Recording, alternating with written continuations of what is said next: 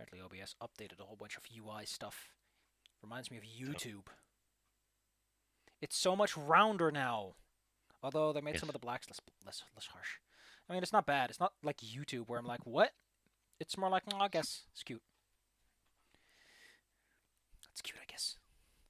I cross my arms, baka. All right. Oh, I like how chompy this. God damn it, Claire. Why must she speak and say things that I listen to? Anyway, I'm making my own system. What I'm trying to make is basically take all the parts that I like about D&D and all the parts that I like about other systems that have good ideas that have actually gone with the times and modernized and put them in there. So ain't that some shit? Wizards would like to know your location. Wizards can go jump off a fucking cliff because I think they're gonna make a disaster of a sixth edition, no matter what they try. Oh, it's Oh not the no, some Like, people think they won't get that far. I mean, I said before that like it's now officially a significant AK 5% less chance that they'll just economically get ruined or Hasbro destroys them or something happens. Hasbro's lost 12% of its stock value due to Magic 30. Okay, okay, listen up, everybody. I'm gonna look at Hasbro stock right now because last time I looked, it was pretty grim. Yeah, let's see how grim it's gotten over the last 6 months. When did this happen? Like September? 2 weeks ago. Oh, so we're talking like end October. I mean, it's lost like 24% since 12 September for some reason. Yeah, that was when they announced Magic 30. Oh, And seeing as Magic is their main moneymaker for the Wizards of the Coast division, yeah. it's really bad because everyone's ditching Magic because of it. I think that another big part that a lot of people aren't thinking about is the fact that, well, one, I think they're overdue with that playtest material because I think they're in a bit of a tussle figuring out what the fuck to do. But I think the more important thing is Stranger Things is probably like the unsung hero of their popularity with the normies. And I think that now that Stranger Things isn't around anymore, we're gonna promote them the way that they used to. They hope the movie can tide them over or something. I think they're Well, and that's good. I think they're in a weird position where they want to shift to that multimedia, that immortal brand appeal, where you're kind of like Mickey Mouse, but they're abandoned at like the critical moment, and no one on the development team wants to actually make D&D as it needs to be to attract the normies. I think they're in a really fun place, and just thinking about where they're at gives me anxiety because holy shit, man, that's hell. That's hell. You're Well, stuck between a corporate sandwich and a bunch of normies. I think the other part is they actually do have that long lasting like name appeal, but it's still niche. Like the people who play tabletop will always remember Dungeons and Dragons. It's a culturally known name, but they can't just appeal to people who are already going to play those. So they have to try and incorporate material to get other brand names in there, which is why there's a fucking Rick and Morty set for D&D, I think, and why Magic the Gathering, every other set now is a crossover event with another IP from a different company. God damn it, I just wanted to say something. Also, there's the first in, first out principle. The vast majority of people who have jumped into D&D are either getting bored of it, or they're like, nah, or they don't care, or they're like, why would I buy 6th edition when 5 works fine? Like I said, if a lot of people, they drink beer, they don't give a shit what they drink. They're just like, this tastes like beer, and they're fine because it's a social lubricant. It doesn't matter what it is. They're not going to buy 180 fucking euros worth of new books because WotC says so. I think another important element is apparently there's a huge shortage of GMs within that space. So one skew they can do is go away from GMs and make a but that's going to alienate a whole bunch of other people. So like I said, they're in a hole. They're in a beautiful mudslide hellhole that's just sinking to the bottom of the world. Well, it's also going to think that a lot of companies are doing now, which is that whole we have to get rid of all the frills on our stuff, but we're also posting record profits. I think that's also Because yeah. again, Magic is a good example of this because of how much of WotC's money it makes. They gutted the pro tournament. They actually killed the pro tour. Now it's the players tour, and it's nothing anymore. It's barely exists. Uh, they're focusing so hard on crossovers that aren't playable. Their 30th anniversary thing was a complete flop because they cheaped the hell out on it, and they decided to only appeal to the super rich. And they're not even playtesting the card game anymore. So cards come out, and 10 cards out of a set will be banned a week before it comes out. And then they're like, hey, here's our record profits for the year. So the players don't have faith in Wizards anymore to maintain their own card games, so they're all ditching for like Flesh and Blood and fucking Yu-Gi-Oh. Here's another fun part about 5th edition that I think not a lot of people are thinking about right now. They're moving away from like Faerun and committed settings, which is not good because having a setting to ground yourself into can give a good jumping off point for things, you know? 5e is not a foundation for a generic role playing system. It needs that fancy appeal, but like a lot of people don't care. A lot of people are running Blades in the Dark in 5th edition because they're brain dead, I guess. Despite the fact that they love Blades in the Dark, I swear to you. They'd go, oh man, this flashback mechanic's so neat. I feel like super smart, super spy. But it's not 5th edition, and it's therefore more complicated despite being simple as eating a cookie. Look, I just played a whole game of Blades in the Dark in the time it took me to put together a 3.5 character. Oh no! What the hell is this? Well, I feel like some games also scare people away with the idea that they're front loaded with the crunch, the amount of crunch. Like when we played Traveler. Yeah. Traveler had a lot of crunch for like I was reading through the character generation. There's a lot of shit going on there. Yeah. But then the game itself isn't all that complicated. It has. I think the biggest problem is that it has a fucking flowchart. Yeah, it's like it's definitely up there in complication, but once you start playing, it's simple. It really should just have like here. I mean, it did. They made a book that has like here's how you can do this stuff without doing any of that stuff. They should have just started out with here's a method that doesn't use any of this bullshit. But if you want to get some extra flavor, here's the flavor method. You know, don't start people on ghost No. peppers. And then just serve exclusively mild. No, you have to pay extra for the ghost pepper. Anyway, kids, clap, clap. My system. I'm gonna do a lot. The funny part is that I'm focusing on this whole idea of having classes, but at the same time, I'm like moving to a conceptual model of classes are not there anymore. Because the way I want to set it up, progression-wise, is the characters they get experience, they get like 10, and then they get to buy something. They get to buy a feat or a feature or some skill points or some extra vitality points, which none of this became endurance. I changed it because, or they could buy a ring boost and all that fun stuff. And in that model, like, what is a class anymore? I guess it's like a selection of starting features. I guess I could do it from that perspective. Also, I did an analysis of how classes are composed in terms of their features in 3.5, and I was shocked what I found. That compared to every other class, Sorcerer and Wizard get shit. They get nothing. And Rogue gets nothing. They get very little in terms of proficiencies, weapon proficiencies, hit dice, or like specific features, which is weird because the Cleric gets a whole bunch, and the Druid gets a whole bunch. It's just weird. It gets me every time. Okay, another thing I did is I got rid of fancy and casting. It's now casting, which is a... Oh. Maybe I'll just call it that. If I ever make a system reference document, which I did for Ironclaw, so I can probably do it. I'm just going to call it casting. It's, dude, get your head out of your fucking ass.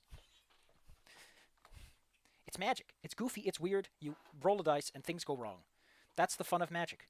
It's strong, but it's messy. Don't trust it, kids. I love that this thing is telling me to take a tour. Why is dice so nice telling me to take a tour? You're just some dice. Get out of here. I don't want you. Anyway, I want to test it. For that, we're taking this... That's what that button was. We're taking this little sapling. And we're going to throw it into a vat of acid. Claire? Here. I get out my sledgehammer. Throw her in acid. It's an inflatable sledgehammer. It just makes a big cheat squeaky noise when it hits someone on the head. I still need to find an inflatable wrench to give you if you ever meet Claire. She will not Just to survive. hit her with. Except 8 Iron Man. What the hell is this stuff? Honestly, So- I haven't met Claire. She probably wouldn't. So basically, I'm going to run you through the basics on how your character is composed. I really like the ring system. The reason I like the ring system is the exact reason that I hate ability scores. Ability scores, in my opinion, are cute. I know where they're from, but I think they do something that a lot of people hate, which is they pigeonhole you in a bad way. And I think you can kind of replicate the feel without the problem. So the biggest, oldest problem that everyone has is, can I use strength for intimidate on intimidate checks instead of charisma? The funny part is, I think Paizo lets you, there's a feat that lets you add it, so you get 2 modifiers for some stupid fucking reason. But everyone always asks that question. And the problem, in my opinion, is that 1, mental ability scores in general are not very well defined, and 2, the physical scores... There's always going to be a bit of an issue what ability scores are. And I think that if you're going to go for ability scores as reputations of how your characters compose, you need to make them generic, non-specific, muddy. Because the second you make them too specific, you end up with a problem where it's like dexterity does everything. Fun fact. I'm going to point, fun fact. Cyberpunk 2020, I think a precursor to Cyberpunk Red, had dexterity as one thing, and then later they made it into agility and reflexes. Because even they understood that if you let dexterity do everything related to doing shit right, you end up with trouble. Even they knew that. I changed hit points into endurance and vitality. No, endurance and wounds. Health and endurance. And it counts up or down. Doesn't matter which direction you count. What matters is that you keep the language straight. But the language assumes that you add it. You also have composure and strife, which is like additional stress. Your character getting kind of pent up, kind of, I have to be professional, I have to keep a straight face, I have to act the way I should in combat. You know, stuff builds up stress over time. But it's also a good thing, because a little bit of stress can get you places. Endurance and health, everyone always complains about hit points. Am I getting hurt? How do I heal this explosion damage? And the answer is endurance and health. They are representations of either your character dodging. NPCs, for the most part, unless they're important people, don't get fatigue. They're just mooks. You hit them, they take wounds. Take wounds, you take injuries. Injuries lower your stats. Death spirals. Heroes are protected from this because of fatigue. And I kind of like that idea.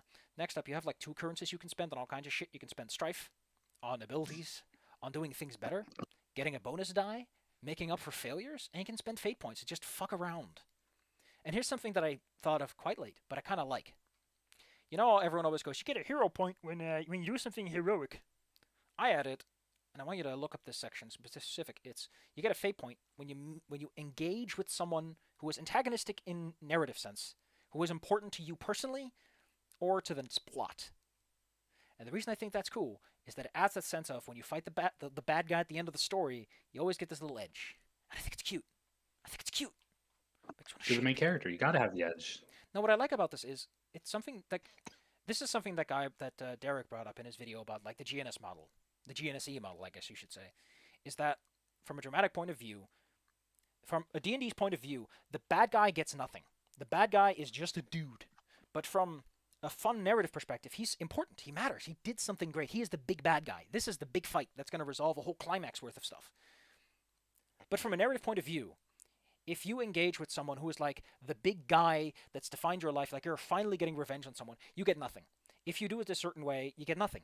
But here it's like you get a fate point for it. You get something big for it. Here's a big fat point for you engaging with an important person in your life in an important way. I like that. I hope it works. You can also get your fate points from other sources, like fucking about, taking a dive, but it has to be specific dives. We're not doing those right now. So endurance and fatigue. In case you're wondering, yes, when you lose all your fatigue, it flows over. I think I said so. Oof. Oof. I also thought about like the adventuring day, the concept of you have X amount of hit points, you have X amount of slots, and you go through the whole day doing stuff. I don't like that. I don't like that because an adventuring day inherently means that you have to you're accounting for multiple encounters over a long period of time, and that's just goofy. That's fine if you're making a board game. It gets a little more complicated when you're making a storytelling device, because you can't account for how many fights people have. So fun fact, you lose you lose up to half, or regain up to half, depending on how you want to interpret it, your points. So if you're full on fatigue, you're all tuckered out, after a scene is over, which is usually the fight, you get up to half back. Just like in Legend of the Five Rings, there's a lot of good ideas on how to keep momentum going. Wounds you take and injuries you take don't go so easily. So if you fuck about too much and things go poorly, at some point you have to retreat. Or maybe just because of your spellcasters. I want to think on other things that I can add to sort of make this work. But for the most part, that's it. As you can see, some of your characters have some fun things going around. You might notice like your movement speed is a bit different from what you might expect. Your first movement speed is sort of your careful. This is like the movement speed you can maintain without attracting undue attention. The other one basically makes opportunity attacks more effective. I might just switch it to one doesn't trigger at all, but that's too easy, and I don't want 5 foot moves stepping to be the whole thing again. But the other one is like you get to move 50% extra, but things happen more readily to you. You know, you're charging by people recklessly. And of course, you can always just take a double move if you want to. For the most part, I'm trying to keep it simple to what 3.5 does. Everyone is like the 3 action system is great. I think it has some narrative problems with how it works. So for the most part, you make one attack. The difference is that over time you get stronger. And in case you haven't noticed, because of how the fatigue and wound system is supposed to work, you don't get too many of those. So total hit points don't get too much higher. but it doesn't go to the same place that things like Cyberpunk Red goes, where you're just always vulnerable the whole time. You never get more hit points. You just get better armor, which whatever that means. I like that component though. It's kind of cute. What's this? Oh goodness. I'm in a channel where like a whole bunch of people are having a nice yell over this whole Twitter situation. It's great. What's happening? Elon. Oh, Apparently Macedon is growing. Oh, that's great. I don't want to go to Macedon. I heard you need a tutorial to run the dang thing. A thing he's doing now is he is making it so in order to have the blue check mark, you have to pay him. It's gonna start It Monday. looks like you can just. Oh, and by the I way, you mean, don't. you can just get it by paying. By the way, you don't need to identify yourself. Apparently, it's identify free. You just have to pay him. Yep. Which has gotten a lot of accounts banned because a lot of them got the blue check mark and then just changed their names to Elon Musk because they can keep the blue check mark. Who's going to moderate that when he fired half the team? Oh no, he's firing more. Apparently, there was a mass layoff email sent out. It's you incredible. can hire one Indian dude, the intern, and he's gonna do the job of 10,000 Twitter employees because they're all dumbasses.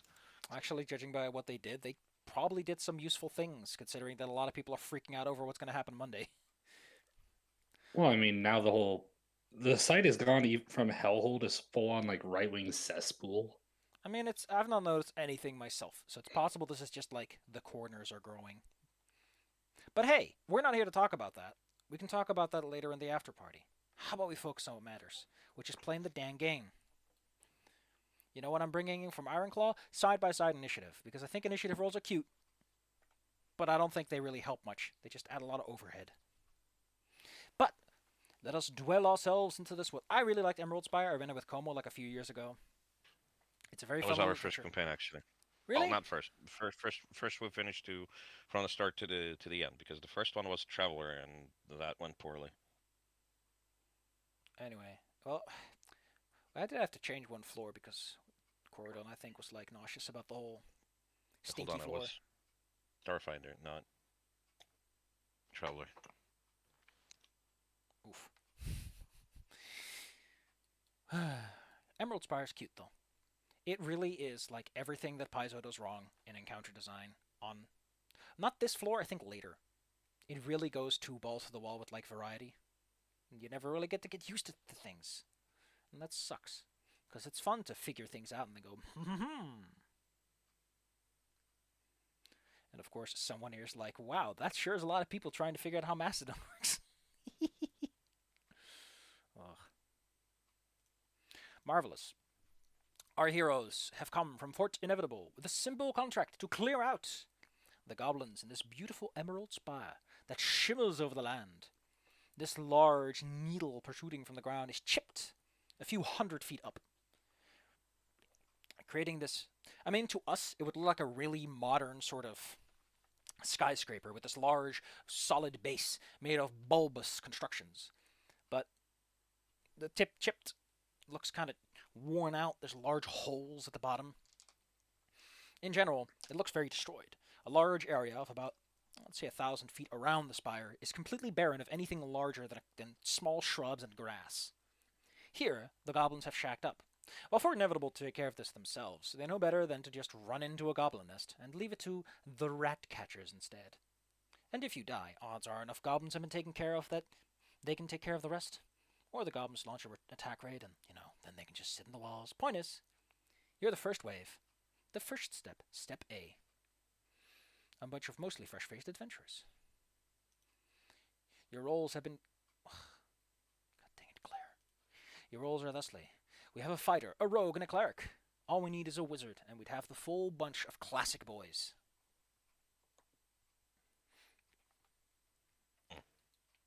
As you make your way ever closer, there are no guards posted. Though to be fair, you probably wouldn't need much in terms of security when, for miles around, you can see. I do think it's kind of funny, and I want to point this out. The book. Normally, I'm trying to avoid talking like this, where I talk about, like, this is what the adventure design looks like, because I think that's kind of distracting, and I need to stop it and pat myself on the snoot. But I do think it's funny that they offer, like, there's a page, right? This is a whole big super thing. But They have a page that's like, ooh, the players get attacked outside the spire by goblin dog riding goblins. Ooh, and it's like they never actually offer an encounter for that. Sad. I don't get it, man. Why would you even bother at that point? The point is that you've snuck your way ever closer. The front door, where a large set of stairs lead up, are mostly crumbled. It'll be difficult to climb up there without causing some sort of ruckus and noise, but a path to the side where many tracks connect might be a slightly better alternative. And so we enter off three intrepid heroes with this skeletal minion. Fun fact, oh god, you can't change your numbers, can you? Whoops. Oh, I deleted the whole character. I made a copy for myself, so I can change my numbers. I mean, you can use the Google Sheets. You can edit that, or you can use the bars here. I thought you could edit these bars, but apparently you can't. That's annoying. Just make your own local copy, then you can edit it to heart's content. No, that's not the problem. What is? So what I did is, I can't just arbitrarily assign values for some stupid reason. So I decided to use your spell slots as like a placeholder. Does this help at all? Does this unlock? No, it just doesn't want you. Fine. I don't know why I can't just make arbitrary values and then assign them in bars, but I guess that's just my problem then, huh? Really kind of weird.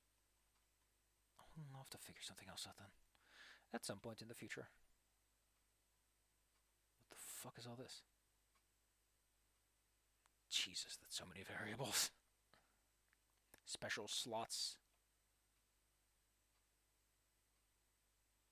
What the hell? Fuck, I'm getting distracted. Alright, gang. Is there anything you would like to do as you crawl your way up the muddy path beside the large emerald structure? The ruinous debris, the stakes pointing outwards to stop incoming cavalry, old and weathered. Smell of dust in the air, as well as poor cooking. Now I'm just upset that there's poor cooking. I mean, that just offends me. Yes, you shouldn't have said that. It's overspiced and burnt.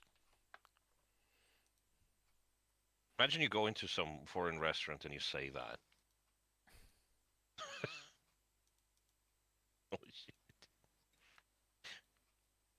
What are you doing?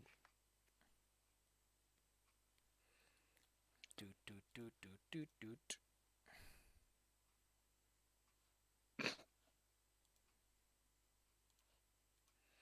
Well, kids. Yes. So, well, since I'm the sneaky sneak, I'm going to try to look ahead a little bit and make sure there's like nothing that could possibly harm us. You know, like any traps or leftover spikes that are buried in mud or something. You know, go ahead a little bit. Be cautious. Okie dokie. That is a very, very lovely picture. Because I'm Elon Musk. I don't need no Twitter staff. What I need is a monorail. Apparently they're disassembling the section of Hyperloop they built. Because, you know, I was just kind of sitting there doing nothing. Makes sense. Probably Well, yeah, it's not like anyone actually wanted the Hyperloop in the first place. It's a shittier monorail. Take a look up ahead. Looking with your eyes. Okay, cool. First dice roll. Let's take a I specialize. Yes. Oh, wait, I didn't give you spot. That's a dumb thing not to give a rug. Yeah, it's kind of my thing. All right. Well, we'll just say that you have spot at 5. Not how the system works internally. Well, I have ideas for a bunch of progression-related things for training, but that's not relevant now. Roll me 2d10 plus. Whatever approach you're taking. You're taking a careful look. Yep, I'm taking a careful look. I think that's water for the most. No? What would that be? I mean, caution would typically be, I'd say, Earth. I'm gonna go When with you go to Earth. the classical rings. Give it a go. I'm gonna pull up. I really need to mentally sort out how these elements are intended to function. It's also important because they give bonuses and downsides depending on how I do it. Taking a quick look would be fire, for example. Actually, survey I think is water. Should I do that with water instead? I'm taking a quick look. How will we? My Should we brain be just shut rolling on down. Roll20? You can roll wherever you want to. I just need the numbers. I got a 17. Wait, for some reason it says skeletal minion because I had clicked. Yeah, for the most part, I think it's as long as I see the D10s. Let's see. You rolled a 7.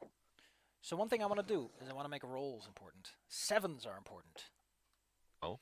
7s and 2s Lucky are dice. 7 and 2s are where opportunities happen. 2 because it's almost a critical failure, so it's not even funny. And 7s because they're the lucky number. Basically, with them, you can ask questions or make things happen. You can make slight tweaks, things that benefit you in the long term. They can be simple things, like maybe there's some handholds you can do to climb up. Or the curtains don't rustle, so it's hard to see through from both ends to your benefit. Do you want to spend your opportunities on anything, or just, I'm good, take your hands off? I may as well use the opportunity just to be more careful. Okay. I really want to make sure that we don't get ambushed or something. You survey the Because area. you know how these places are. Let's see, water is associated with awareness, so...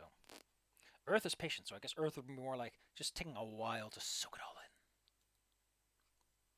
Intuition, instinct, wisdom. Oh, that's cute. That's very cute. Soaking in the environment. It does look as if only a few creatures come by here from time to time. Most of the tracks are old, and only a few are new. There are plenty of stakes, all of which have been hammered in, and they're slowly starting to sag downwards. If someone is hiding in ambush, they're really very well hidden, or they simply do not exist at all. Then again, with a fortified position and a bottleneck like this, how much do you really need? Goblins waylay, yes, but away from home. Their home base is usually reliant on the concept of being hidden or fortified.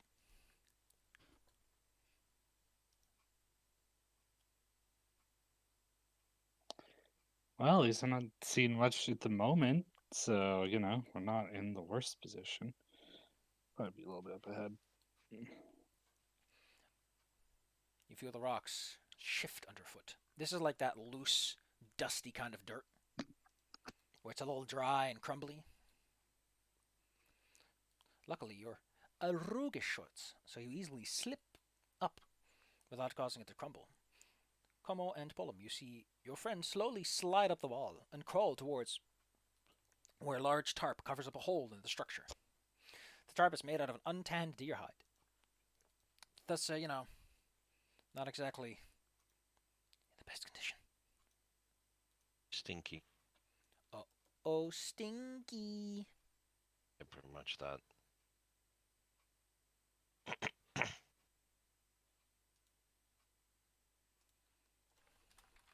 And do we see some kind of openings? A door?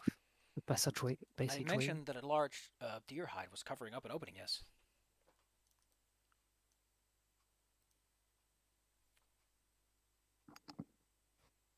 Well, maybe Zyla from I his think you're vantage right. point can see if something is in this direction.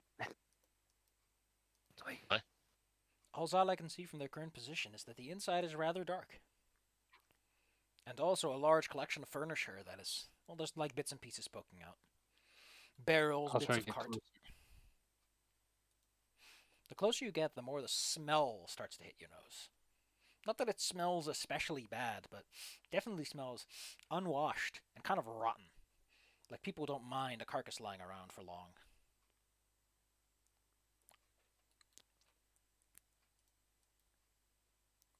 Well, I guess I'm approaching, approaching, You slowly and following the path. I mean, I'd rather let them handle that first. And then signal I'm us. sneaking up, looking around. I'm not seeing anything, though. In that case, do you signal us for us to approach? Yeah, I'm gonna try to pull myself up. Alrighty. You give me a listen check. Water. With your listen, which I don't think I gave you, but again, makes sense for a rogue to have the awareness. If you're sneaking around, you need to know who's about. So that should be 3 plus 5 plus D2D10. I'm just double checking. 3 plus 5 plus 2d10, so Yes. 8.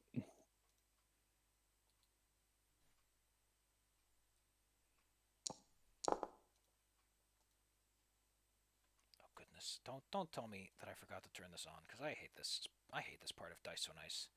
Why is the default not to show the fucking messages immediately? I will never know, but I hate it. I got a 10 and a 3. Okay, cool. It does it now. A 10 and a 3.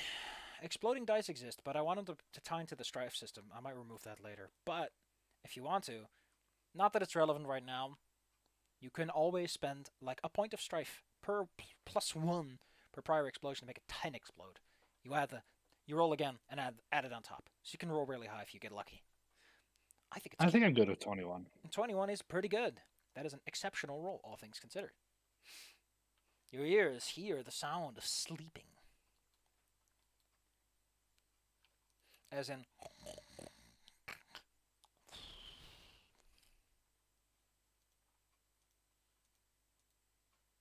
Well, that means I'm gonna sneak my way closer. Try to be very quiet.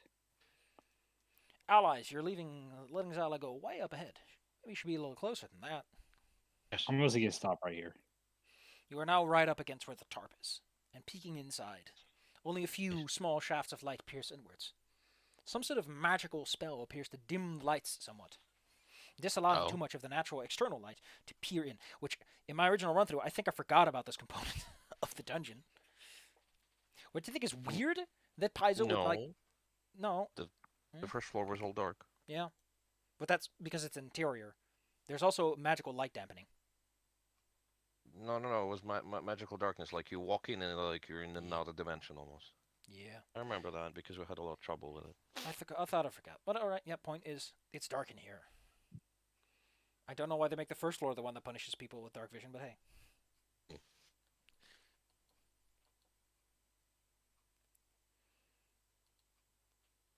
So you're gonna fucking move or what? Yes. Well, I'm just thinking. You're not on the server, Como.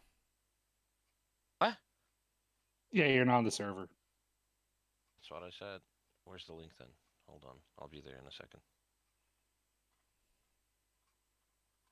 It's near where I put the thing. I'll send it to you. Shit. No, I'm good. That's why I asked where we're rolling. I missed it. Como no. Baby no.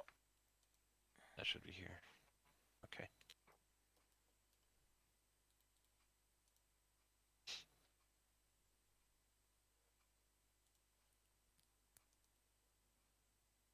Okie dokie. Right. Let me pull myself up real quick. There we go. Now the question is, Yes. since we're going into this whole like Emerald Spire thing, were we hired here, or are we going here as just as adventurers? I already mentioned that you were hired by the individuals of the Run Forth Inevitable to handle business here. Gotcha. Okay, that's good. Oh, we have no reason to be nice to those goblins then. As you peek inside, you can't help but notice that there are indeed 2 people sleeping inside here. On top of the large pile of detritus, of piled-on furniture, is some sort of goblinoid figure. Now I know that Paizo really loves making goblins look like silly little boys, but that really severely undermines the tonal intention of what goblins are and supposed to be, even if you humanize them, because now you're infantilizing them, and I don't know if that's a lot better. For some reason they get the Arnold heads. The amount by which Galarian is a kitchen sink is getting worse with the year. With guns and gears, and how dark eyes, Maybe it always was like that, and I just never read the books. Point is, there's also a goblin dog in here. Now, goblin dogs are kind of like if you mix a dog and a rat together. They're often almost hairless and have like these scruffy patches in places. These mouse-like front teeth, these scissors, and these tiny pointy ears. They're also very infectious. Yikes. Well, they're not infectious. It's more like that their dandruff is very much like tarantula hairs. It's very itchy. Yes. Well, Zala, the gang's all here, and there are 2 boys in there. Almost certainly will not take kindly to your presence. Ready to jump them? Okay. I'm getting ready to jump him. Can I try to slip into? This looks like a corner. Can I try to slip there unnoticed? Where? Sure. One diagonal northeast. Yep. Trying to get closer. Can you give me a air move silently? Okay, so my air is 4. And she tries to do so. My with move cunning. silently is 5.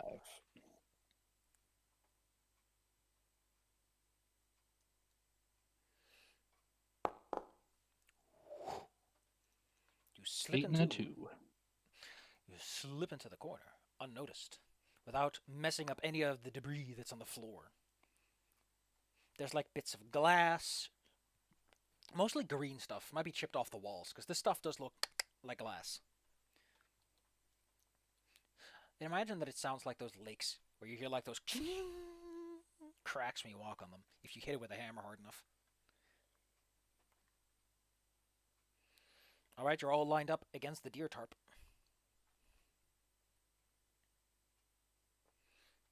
Okay. Ready to go? The goblin dog's nose begins to wiggle.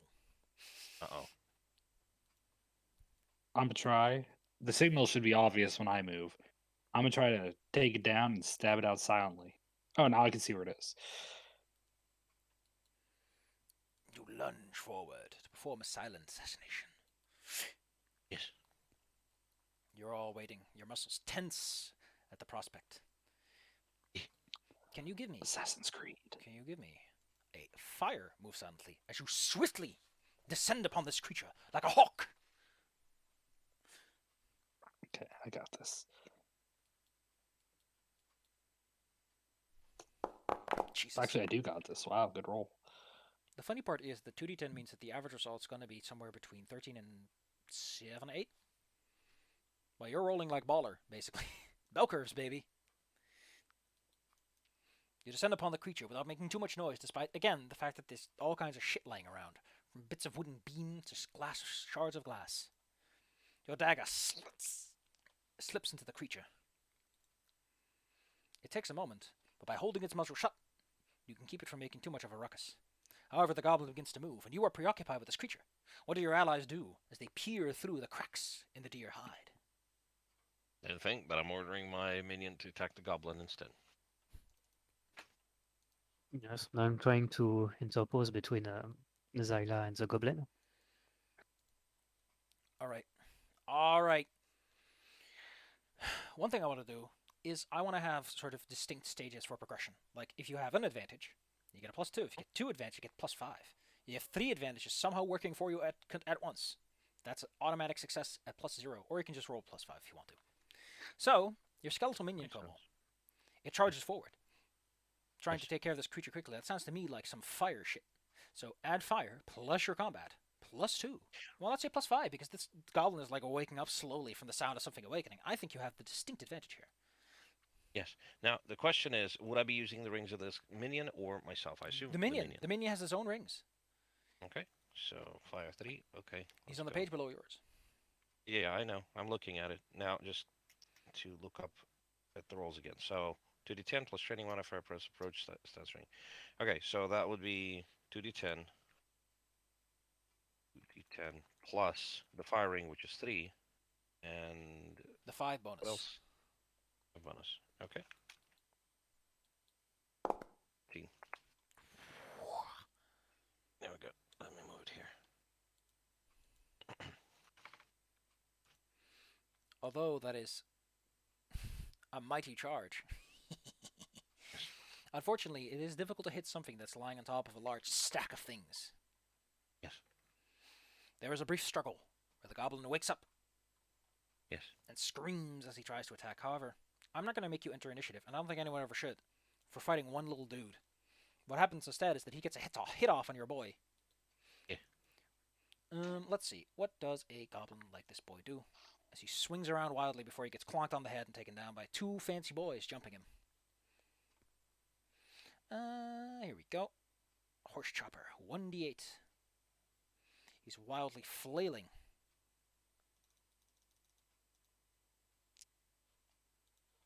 Not much better than me. Unlucky boy. Let's see. Your defensive values are plus. Okay, nope. Your skeleton boy is firmly fired up. There's a lot of clattering, a lot of noise. Wooden furniture flies all over the place, but before too long, you have your first blood on your hands. Oh, that's a cute new icon. The green-skinned creature falls silent in the hands of your skeleton before he slumps to the ground. The goblin dog remains mostly silent. Even though all you did is hold it, unlike the muzzle, your hands feel itchy. Even if you're wearing gloves, it kind of peers through. You know, they get caught under the trim of your gloves and everything. Like I said, Yes. they're like tarantula hairs. Gross. But there's a spider that like rubs its butt and then shoots hairs everywhere, right? I think that's a tarantula. Tarantulas do that. Dang it, what's the name for that? I should know this by now. Claire says it all the time. Oh my god. If this is true, Uh, I'm gonna laugh my ass off. Urtrications. It's a good one. They're also technically not hair. Whatever they Oh, are, I see that. silence befalls once more. It's dark in here. You shouldn't be able to see, but I guess something went wrong with the lighting, and I don't care too much. Oh no, wait. There, you can't see over there. It is mostly dark in here. Darker than it should be. Like normally ambient light would reflect, especially off of green glass like this. But when you go far enough, it's just dark. Terrifying. All right, let me see if I can make a source of light here. You are a basic cleric. You have access to all basic cantrips, so you can definitely make a casting check to try and make a small temporary light source. Absolutely. I'd like to do that. That would be once again 2d10 and then what? Firing? I'm still thinking on how I want to handle like generic magic because magic is a bit more flexible in how it's supposed to function. Okay. But it's a cantrip, so just add like, I guess, earth. You're taking it nice and easy. You've got the time. Okay, so it's going to be +4 plus 5. +4 +4. Your magic plus has 4. like a number that's like the high slot you can cast, which goes up to 5th in this version. Because I think 9 levels are a bit silly. Okay, let's try that. 19. I mostly want to know if you fucking crit fail, because if you crit fail a casting check, things get silly.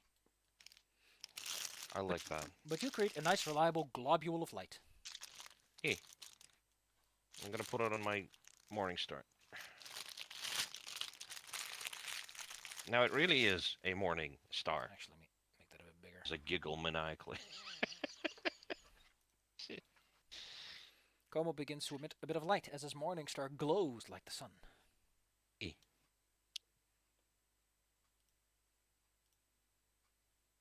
Okay. Let's go.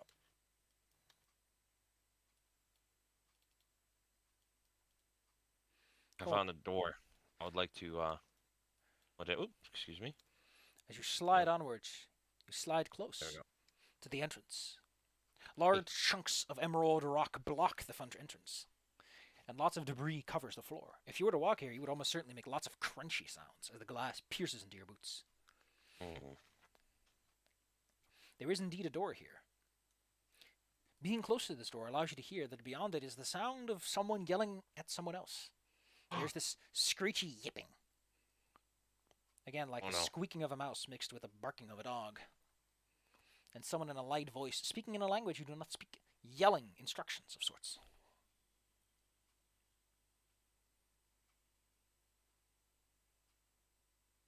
Zal is already on the case. Of course I'm on the case. I'm the rogue. That's my thing. Well, I mean, you are on the case either way. But there's a criminal, there's an investigator. What's this, Silo? What is a young A novel with the kids that are on the run of the government and have special powers? Hold up hands open some. I know, that's like a needle in a haystack. Do you have any idea how little that narrows it down? Because that's like all of them. There's like 12 I could name. These 4 kids are on the run from the government after getting special powers. Which book is it? That's the mystery. God damn it. That should be a Family Feud question, actually. It's a number one answer, and it's just like all of them. It's just everyone. Is it the Hunger Games? All right. Well, you're pressed up against the door. What do you want to do with this door? You want to kiss it? It's a beautiful, sturdy wooden I door. wanna. I mean, it is a nice door, but I do want to maybe try opening the door Pushing- with my hands. You can. Pushing open the door reveals the interior, in which a goblin is trying to train this dog. He's holding out like a stick and using it sort of like a wand, telling him to sit and rise and do little spins. He seems to take great That's delight in cute. this action, getting distracted, however, by your presence. Almost immediately when he sees you, he reaches for a large, gnarly-looking blade that is attached to his side. Goblins use weapons that are best described as take several shards of metal plates or daggers and sort of hammer them together into a vaguely sword-like shape. I want to throw my knife at his If face. you want to get tetanus, this is how you get tetanus. This is how we discover tetanus. Got it. Tetanus was discovered in 1505 by a guy deciding to tussle with a goblin. All right.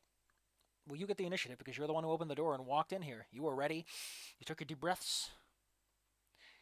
I guess Sala goes first because they are making the first move. They're bustling in. All right. You can give me that attack roll. Okay, so What stance are you Coming taking? through. Because if we're in proper combat, you have to pick a stance when your turn starts. I mean, based on the fact that I'm going to be doing a lot of like juking and stuff, I'm going to go with air. Air is the one for fainting and juking. Water is the martial arts. I like know, let right. flow. Earth is resolute. Every time somebody says faint, I assume it's to faint, as in fall over. It's like, Swoon. yeah, exactly. Zella Oh, walks in and faints. Like, ah. You see, I look like I'm fainting, but I stab him.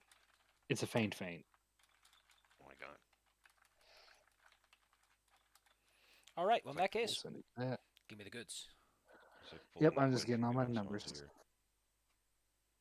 So, let's see. So I add that. What other attack bonuses do I add? It's mostly the first number from combat, the one on the left side of the slash, and your stance, and that's usually kind of it. He is unaware though, so Okay, you get a no. +2. But I want the other guy's not asleep or anything. So that is +8. Sweet Jesus. Let's see. Can you roll me 1d4 and add onto it? Let's see, 8, because you've rolled 8 over his armor class. Do I get anything for sneak attack? Oh yeah, you can add sneak attack to that baby. That's 1d6 on top.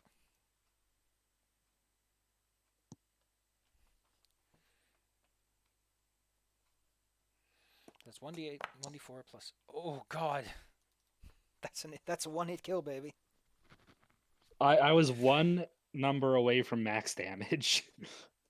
That. Listen, if you roll like a champ, you get results like a champ. As you open the door and look inside, you see this silly, for you, appearance, and almost immediately throw your dagger with great force at his neck. He raises his head to give out a war cry, causing it to be exposed to your attempt. And before too long, not a single breath of air comes out, as you have artificially closed his windpipe with metal. Let's ignore the excessive blood that is probably also not helping. He falls back in a bad state, we'll say that. Yeah, I can't edit Florida. these stupid values. Oh god damn it, Como. Like Ohio. You send him back to Florida. What about Illinois? Okay, well that was your actual attack action, I guess. What do you do is like your move? Well, I'm gonna like create an opening for the others to get in. So I'm gonna didn't mean to click that. Slide in this way and pull my knife back out so the others can go for the dog. Paulin, what would you 'Cause I'm like to assuming do? the dog's going after me. I know side-by-side initiative is for everyone, but would you like to make a move? Absolutely. So What I'm stance are doing, you going to take? I think Earth is adequate to just reach for the dog and try to put him through. All right, you move in closer.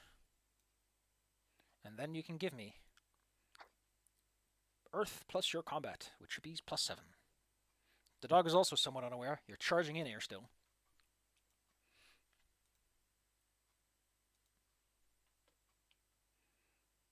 Parody, parody. The term is parody. That's why things survive for one more turn. Yes, so that's not a command. Baby Claire, baby Claire. I'm gonna beat up baby Claire. Oof. Alright, I should have a +2 to that from the dog. I forgot. So, let's see how you do. Let me pull up. Oh, this is... I keep getting messed up because I got like several sheets open here. And I keep losing my mouse. Where's my mouse? Oh, it's turned invisible. That's great. What? Why is my mouse invisible? Give me a moment. Mine's done that a couple times. It takes a minute and it'll come back. Control delete fixed the problem for me. Yeah, it does that once in a while, and I don't know why. Oof.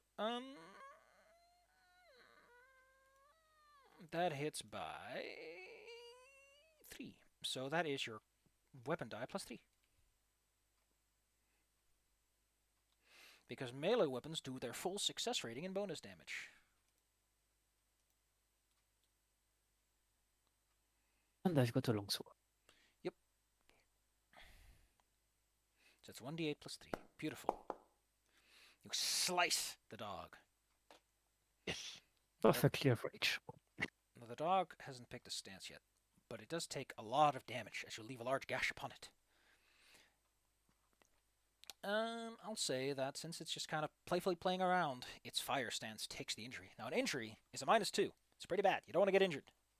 You get injured when you take wounds.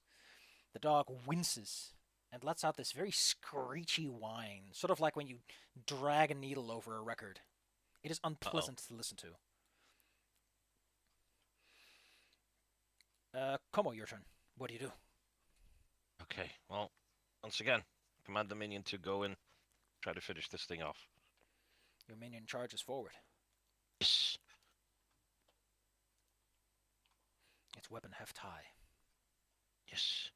Scroll, scroll, scroll. There we go. This is going to be 2d10. Now, the stance for me, for Argus would be Earth. Your stance for is the separate stealth from would your be minion. fire. Yeah. So for them, that would be fire.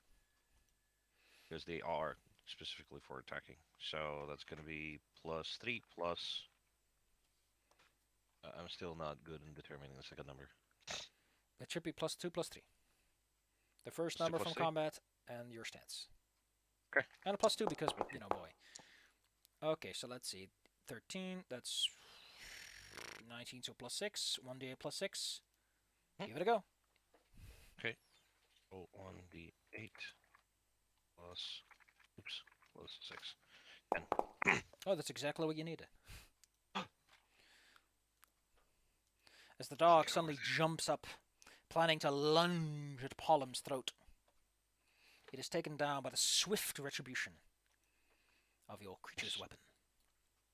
The moment it tries to jump at Pollum, it sees a pile of bones walk in, and it's like, oh, guys, you shouldn't have, and then it gets bonked out of the head. It is mostly quiet, as your combat resolved before the enemy had a turn. It's Yeah. kind of like a SWAT Now- team entering. Now, in that, like, awkward silence after all of this, do we hear any movement anywhere else in this place? Give me water and listen, Water and listen. if you have it. Roll 2d10. Hold on, I have to juggle 2 screens. It's +2 because you only have water. +2. I don't have listen. There we go. 14. Close your eyes. You have 10. Yes. Nice. Because you've mentioned that there's a lot of like this rubble on the floor, so it'd probably be very reasonably heard across the place if someone was moving. Opening your ears, you do hear sounds in the distance. But it sounds more like people talking, and sometimes laughing. Oh, Yes? your friends are dead and they're laughing. So you don't know that yet. You think this is funny? Yes, and I'm tired of pretending that it's not because goblins. Okay, I'm gonna pull the minion and position him between myself and the noise. Oh boy. Lila, could you check the bodies of the goblins? Maybe they have some sort of keys or something of the sort. I'm gonna check the bodies. A quick examination of the goblins reveals that, and the goblin reveals that he has nothing of particular value or notice of it on him. But there's also one extra one here, but that I think we ignored. That's 2 bodies. Unless they both have keys. Goblins are not the type to use locks, though. Well, maybe there were existing locks here and they found a key or something. Mm-hmm. Okay. Well, you ready to continue? I'm gonna sidestep to make way for Zyla and Pullum if they wanna go ahead. If you wish to leave the room. So we are walking slowly. And carefully, yes. Thonk got my knife back. Yes. There's also more rooms over here, from what I can see. Now, how exactly does my source of light interact with the rest of this? Like darkness. There is a sense that it's trying to dampen it, but whatever is ambient here has difficulty maintaining against it, because your light's like cool magical stuff. Does that sound like goblin magic, or is this something more ancient than them? Is it this place, or is it something goblins put in place? It sounds to me. What would it be? I guess that would be Earth. Earth, knowledge arcane. Okay, so it's gonna be +4. Well, I don't have knowledge arcane. Unless you're like so- speculating, theorizing, that's a whole separate thing. Speculating. Well, I'll. You know what? Speculation would probably be a good thing. Then, in which case, what ring should I roll? Let me What actually skill? see. So I know that. Okay, let me just pull up the sheet. For mental stuff. Hmm? For mental stuff. Analyzing a situation precisely is air. Surveying an overview of the circumstances, usually related to the environment, is water. Theorizing, speculating, inventing solutions and theories comes from fire, because fire is passion and creativity. Okay, Supernatural well, I'll take- stuff is void, and recall, as in just having a good brain, that's earth. That does make sense. Now, I'm kind of conflicted. On the one hand, I want to speculate, but at the same time, I would like to also try to recall. So I will go with Earth and then try to speculate. Yes, based on yes. Give it a go. that. So that's just +4, and I don't have relevant skills, so it's just going to be +4, which is 17. Goblins usually don't put like a whole bunch of magic around here. Goblins prefer physical traps and things. They find magic scary. Well, there are definitely goblin magic users. They're limited, and they tend not to waste their time and effort on proper defenses. Goblins are disorganized like rats. Makes sense. I wonder how a Goblin King looks like. I have a magic card for that. The what? There's a magic card for that. They look like Claire. No. I mean, like Rat King, but Goblin King. Yeah, it actually is pretty close, I think. Really? Here you go.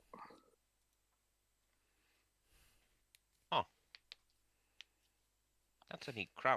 If you recall That's- correctly, then Yes. Goblin Kings love dressing up in like the finest stuff they can find, but they have no means of maintaining it. So over time, it looks rusty, and they just try to look for new things that are shiny. Makes sense.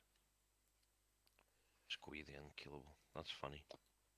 Squee is immortal in the sense that when you kill him, he comes back a minute later. We can't kill you, but we can contain you. Puts him in a pile of concrete. No, that would be too cruel. Gobelin. No, he comes back somewhere else, like within a Ah. certain range.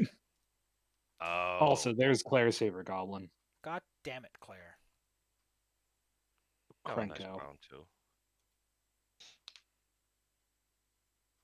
See, modern fantasy art really misses the mark with, like, this rugged clothing like this. Big stitches, rivets and whatnot. That would be really nice to see. Everything is way too like, oh, hey, this was precision manufactured in the best laboratory of Wizards of the Coast. Like, fuck off. It's boring.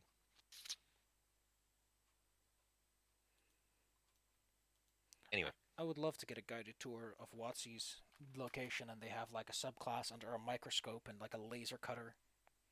This is how they make your subclasses perfectly balanced, using a subatomic scale detector.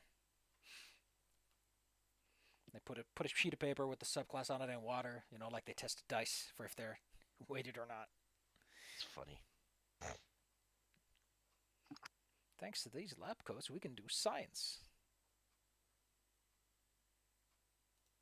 All right, kids, what do you do?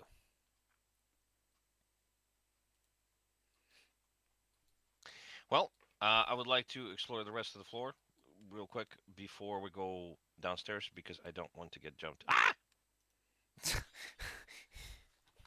I think he got jumped. Not really. A collection of 4 goblins have huddled around what appears to be a set of dice that they are clattering on the ground. They yell at each other a variety of words and things. Sometimes one seems happy, another seems sad. They appear to be engaging in the art of games.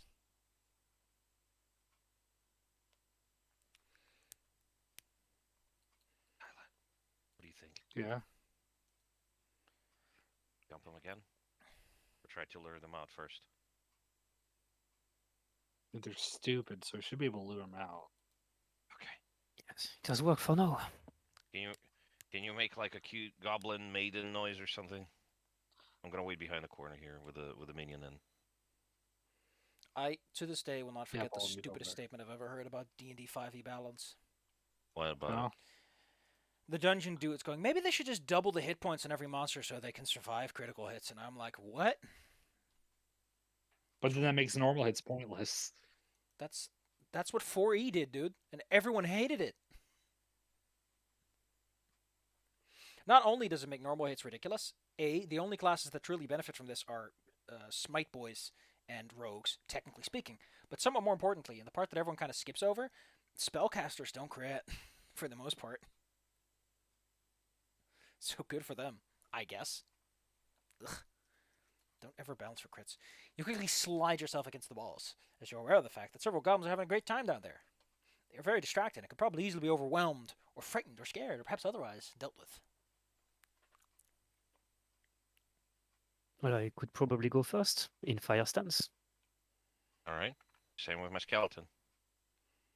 Just bomb rush them. Wait, I thought we were gonna like try to get them to come to us. Well, if we're jumping them, that would be the case. But are we luring them out or? I was gonna try to lure them out. Like we got in a position, they're like, okay, let's rush them. Shh. Dorks. So would I have any ability to speak even enough goblin to try and trick him over here? Probably.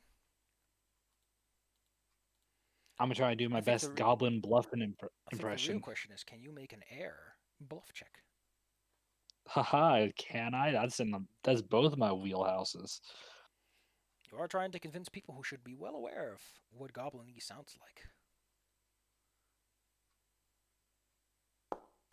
And I've rolled horribly. That's called hubris, Zyla.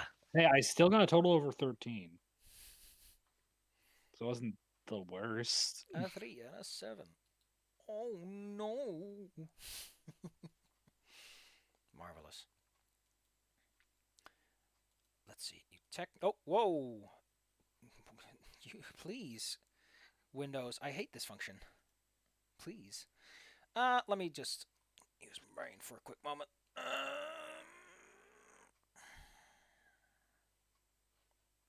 Cool. My mouse vanished for a moment again. Great. I love it.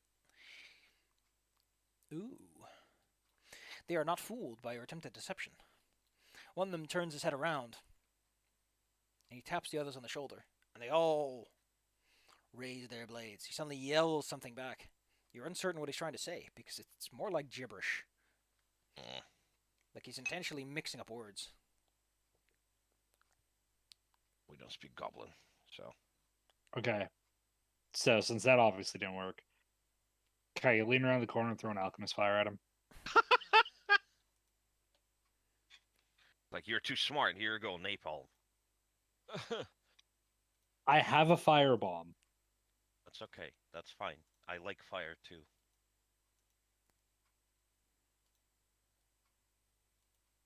Like just step over here and just like firebomb. Wait, I don't get this. That'll get him out.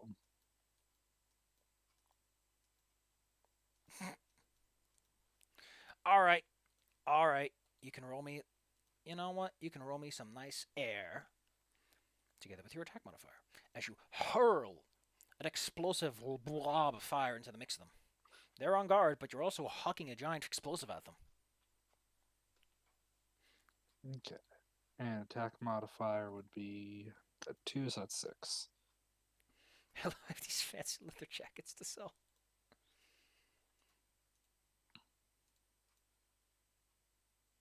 No!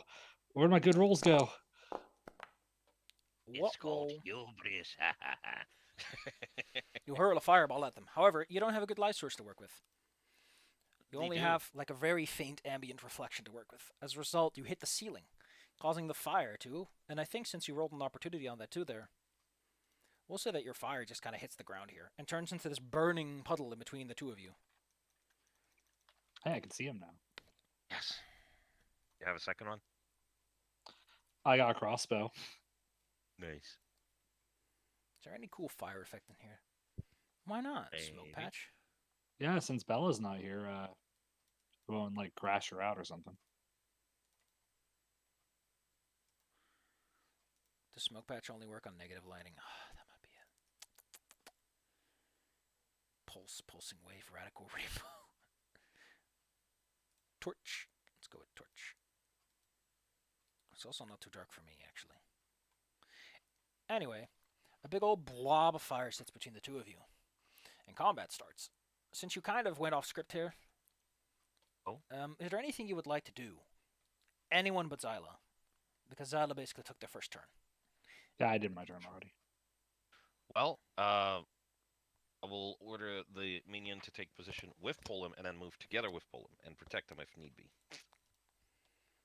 I don't know if I recorded on your sheet, but your skeleton doesn't like being in fire. Yes, maybe we won't just traverse the fire just now. Okay, so I'm going to use my shield and Okay, that makes sense. In that case, but my minion also uses their shield. I assume they have one. Let me take a look. Yes, they do have a shield. So I'll position myself here if they try to attack him here. If they try to attack Zyla. And let's see, can I cast something neat? I can. I would like to cast resist energy on a skeleton. If they're gonna have to ward off for fire, they would need that. Are you sure that's what you'd like to cast? That seems a little excessive for like a small puddle of fire you have to deal with.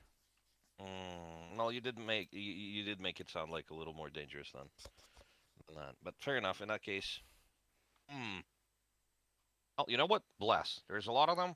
There's a lot of us. So it's at least somewhat equal. So let's do the bless.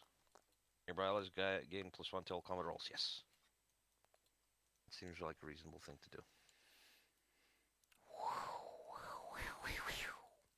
Everyone gets +1, which is a big difference in this game. Yes. All right. The goblins square up. Oh, excuse me. He needs to go over there. A few of them quickly reach for the wall and grab out their wooden shields. Two other ones slink towards a corner, where they slide seemingly into the wall.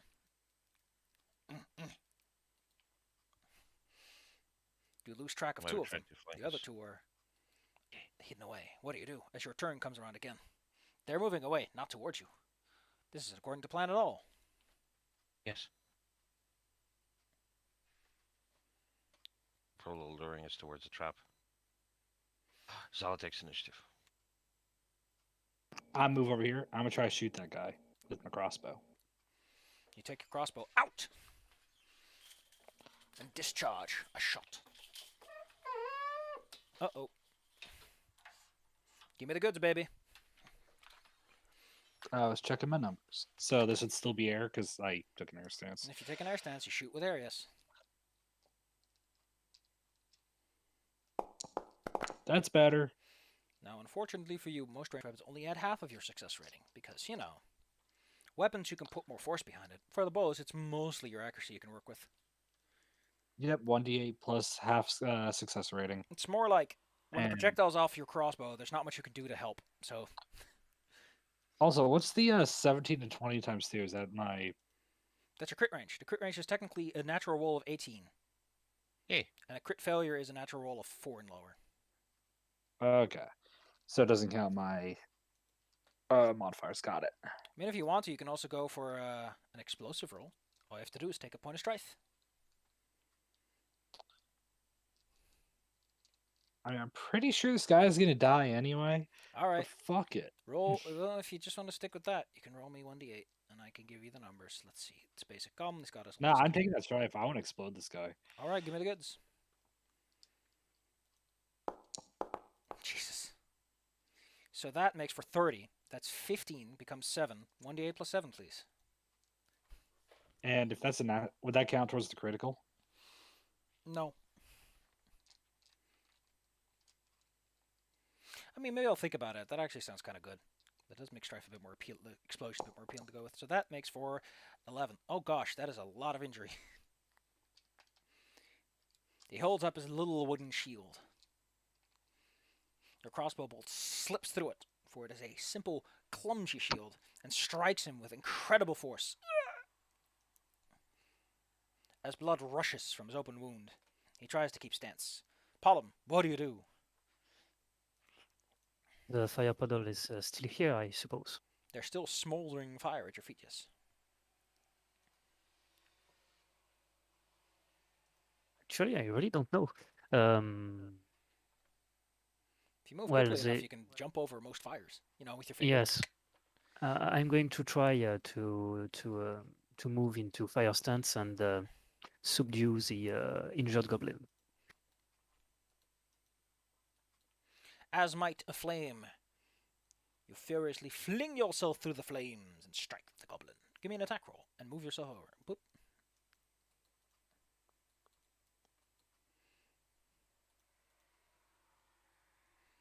As the flames lick at your heels and slap against your fine splint armor.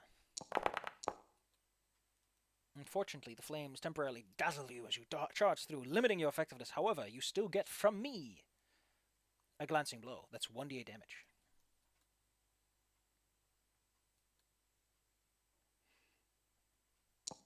Sweet Jesus. He holds up his shield in a feeble attempt to save his life. The wood, rotted, awkwardly nailed together, what shatters. And the creature's aorta creates a nice spritz of blood before he crumbles to the ground. The other one, frightened, holds up his own shield, trying to sort of hide behind it maybe a bit better than the other guy. Como, what do? Oh, I'm going to send the skeleton over here because they might be trying to flank us. The skeleton sees a large double door to the south. Yes. I myself am going to... Oops, excuse me. God damn it, I'm impacting all the walls in the way. I'm going to go over here. Let me see, do I have a ranged option here? I believe I might. Yes, I like crossbow, so I would like to switch to that and try to pin this guy.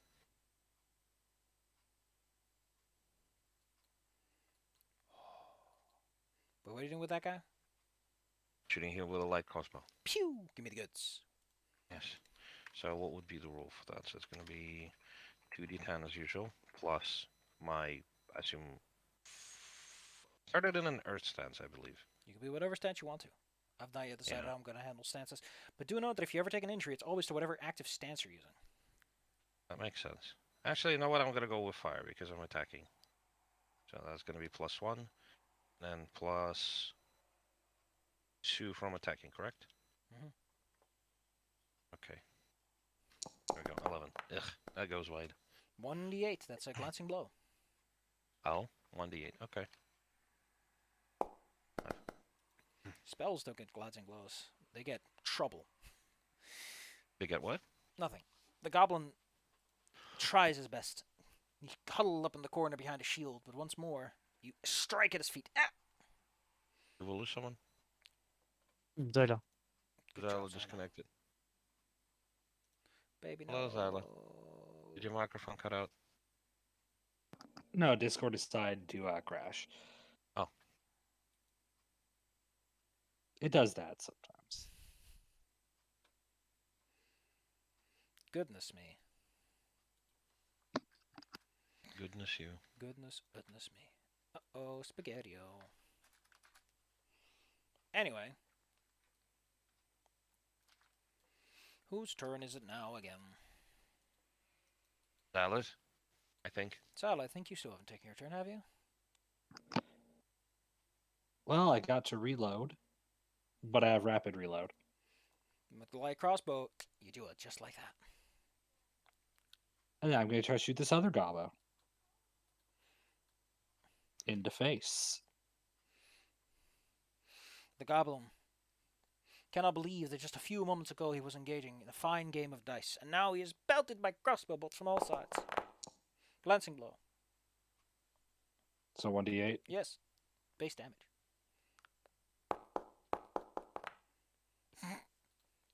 Yeah, now I roll a maximum on a glancing blow. I mean, it kills him. What do you want? Wow, I thought I missed.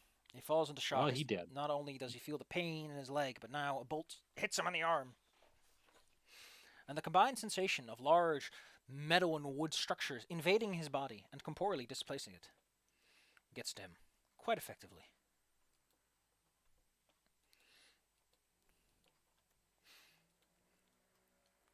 You hear scuttling down the passage. It's a small passage, originally hidden behind what appears to be an upturned cart. The passage is small and slender, and it'll be difficult to crawl through, for someone of your size at least. What do? You're technically out of initiative.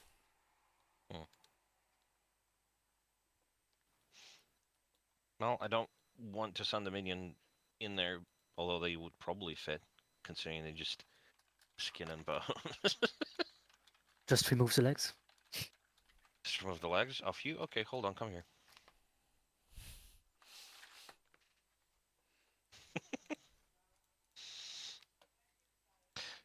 But yeah, they've escaped somewhere. That's probably a way either out of the tower, if this is in any way symmetrical, or they're going somewhere deeper. Can we block the passage? Well, there is No. some detritus in this room, yes. Variety of chairs and wooden furnishings, as well I'd as like the to- cart that once covered it. I would like to suggest basically plugging the hole so that if they come back this way, they would make a ruckus. All right. So you want to plug it? That sounds to me like a very forceful action, trying to cram it all in there. Mhm.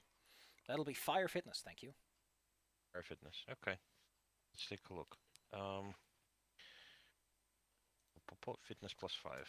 I'm good at that. So roll 2d10 plus 1 fire plus 5 fitness.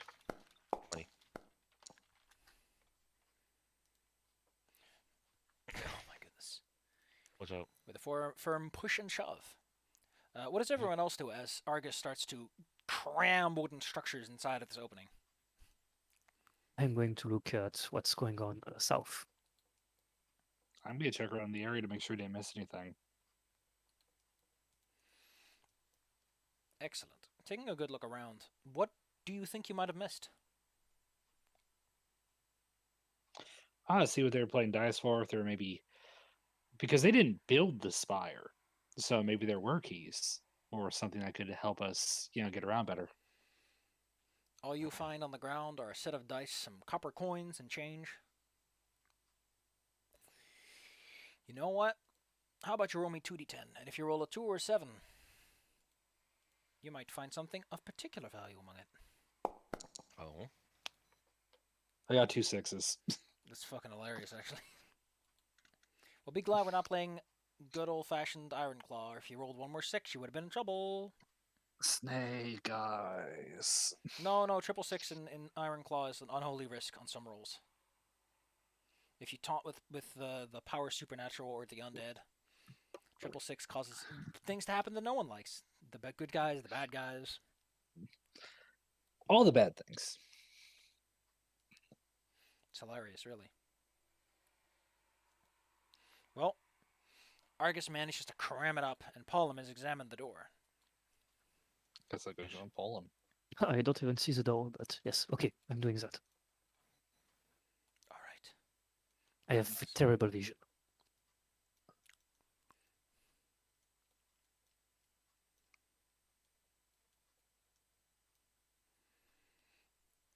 All right, everyone. Argus, you're done cramming up the hole. What do you do? Check the double doors down there.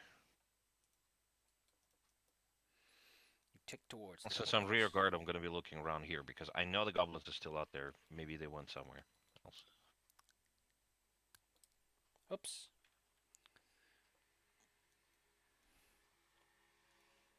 You stand close to the door, Pollum. It's cool. Very wet wood. Obvious that this is a new addition, judging by how rusty the nails are. Unlike the rest of the structure, which is crumbling but in good condition, this wooden door has seen proper decay. Oh.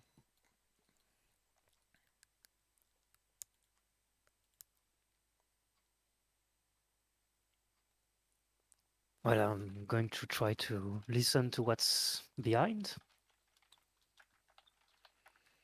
Excellent. For that, you can give me a good old-fashioned listen check. If you have it. I don't. How do you listen? Do you take your time? Do you just try to quickly absorb what's on the other side? Yes, I'm going cautiously. Earth. Plus listen. 2d10. The goods.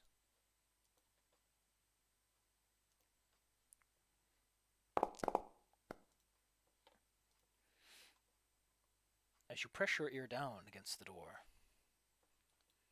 there is almost certainly a sound behind it. But you do not get to act before you suddenly the door falls away. For a moment you might just think that you're just hearing better, but it's the fact that the door swings open, and below it are two barely illuminated goblins, and further back is a large mechanical man, a robust-looking figure, equipped with bones hanging around his neck, rattling. Hanging from this creature's back, sort of sitting on his shoulders, is another goblin. He yells with a fury and passion in his heart. Get him all! Oh my god. As he lets out a war cry. The goblins descend upon you, Pollum. Pollum, the goblins dance at your feet. They have taken out their fine weapons and are slashing at you with reckless abandon. Now I get to roll some dice. E. I feel so special, Como. I get to roll too. Let's see, that is... That's probably not going to hit. Good old Pollum. Might get a glancing blow, though. Pollum's defenses are 20. This is not enough. Actually, that is not even a glancing blow. And the other guy. That is a hit, though. Their little, cute little short swords might only be 1d4s. But in due time, they can wear down the mightiest giant. Pollum, you take 1d4 damage. What this means is that you either gain 4 fatigue, which is most likely. So, Yes, I think that's the system, yes. your character has 22, so you're fine for now, but if they keep this up, they're gonna actually get you. For now, they're just clanging off your armor, and you're doing your best to quickly twist your armor and shield in the way. Argus, Yes. you hear the sound Yes. of... Yeah, they're behind us. a goblin dog, his rider, and another goblin. They spend their whole Yes. turn setting themselves up, yelling war cries. See, remember I mentioned that I'm going to be in the rear guard on the lookout for this. I was ready. The minion gets an order to just attack that one, basically. Your turn Just- hasn't come yet. Oh, it hasn't. Okay, fair enough. Please do not be I so thought we were anxious. doing like all at once thing. Yeah, but the enemies go all at once. All right, yeah, fair enough. Imagine me like raising my eyebrows, going. "Arr, arr, arr." I mean, can't imagine your eyebrows because I've never seen your eyebrows. I love that eyebrow sound effect. Wow, wow. Yes. It's great. All right. The goblin atop the guy's shoulders is Skizzards. What a great name. He raises his hands and incants a blessing of battle. Actually, no, he's more like the fighting type. And he sees a man in full armor. He raises his finger and unleashes from it a dastardly effect. Pollum, what stance are you in? I should be in Hearth. Excellent. That makes his life a little easier. Let's see.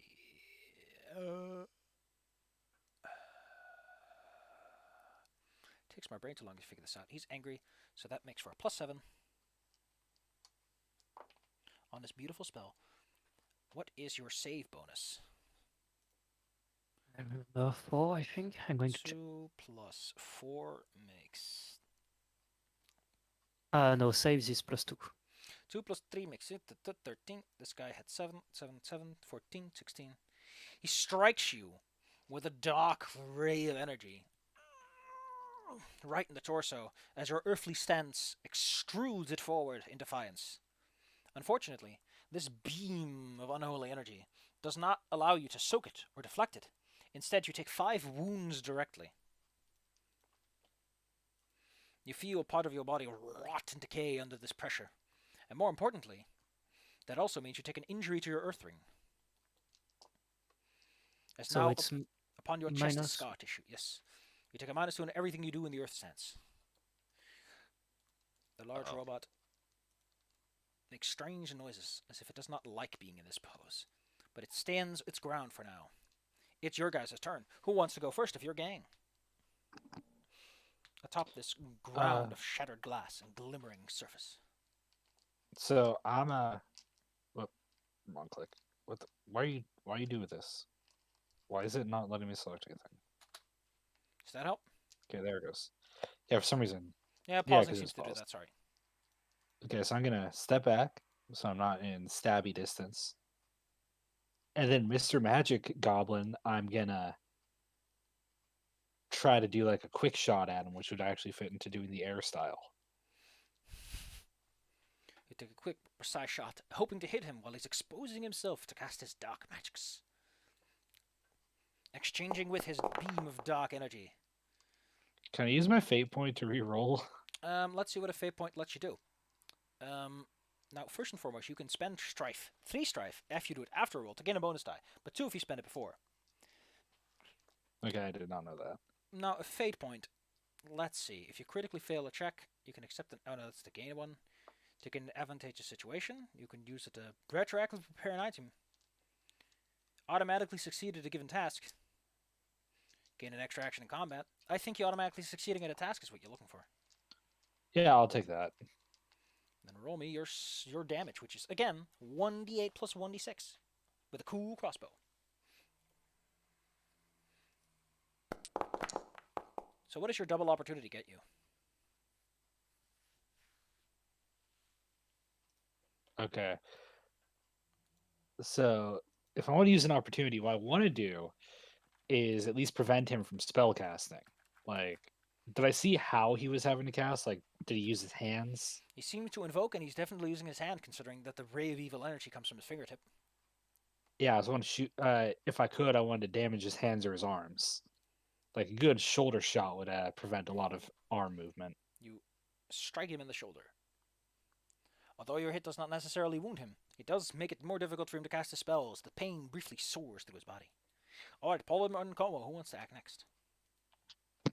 Oh, I had the thing prepared, so let me try. Okay, so I'm gonna order the minion to attack this goblin. And I suppose move over here also, although that would be complex. Right? What? You didn't mention in the sheet that that would be like a complex order that would take entire my move action essentially. But yeah, I want him to plug the hole so they don't rush in, and then just bonk this guy over the head. I mean, he can do that himself. He's an intelligent minion, so. Yeah, there we go. Okay, so 2d10, and it has longsword and fire 3, which plus 2, correct? Let's see. For combat, right? You take the common number, you take the stance number, yes. Okay, 14. Oh my god. They're swinging wildly. That's a glancing blow if I recall correctly. Yeah, so it's just gonna be 1d8. Yes. Full damage, holy shit. Jesus. The goblin screams as the longsword descends upon his head. Yes, He it's feels a very dizzy big for target. a moment. Finally, there's Pollum. Pollum, you are descended upon from both sides. You are still in your earth ring because you can't change. Hold on. What? Whoa. What about yeah. Argus's action? Argus, what about you? Yeah, well, there is an AoE spell which I would like to use here, which is against these dummies. Because I was looking backwards specifically, Yes. in case they were circling around us. And that spell is called Soundburst.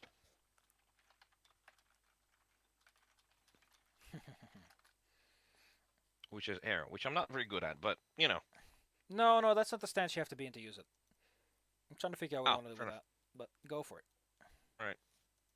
Okay, so that would be roll 2d10 plus my air, which is 0 plus what?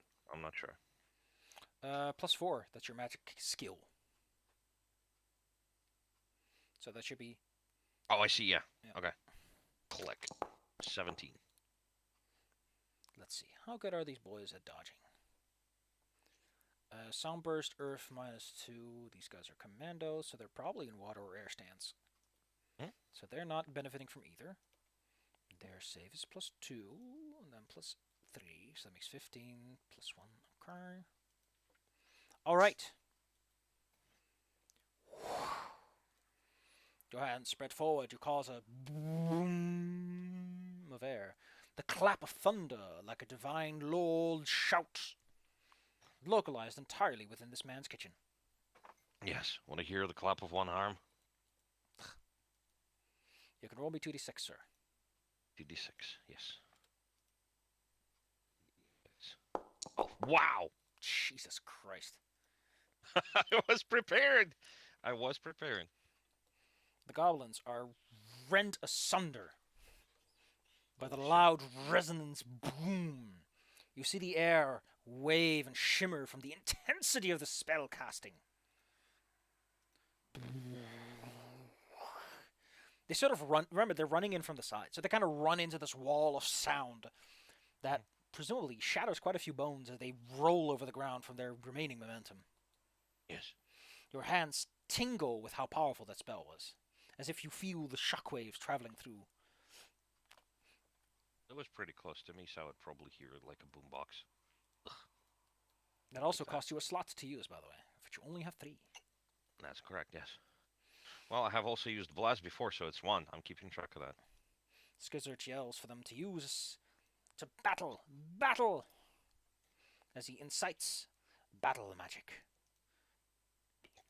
Go for it, Skizzert. I believe in you. What are your casting stats, big boy? They are +4 plus his fiery stance because he's inciting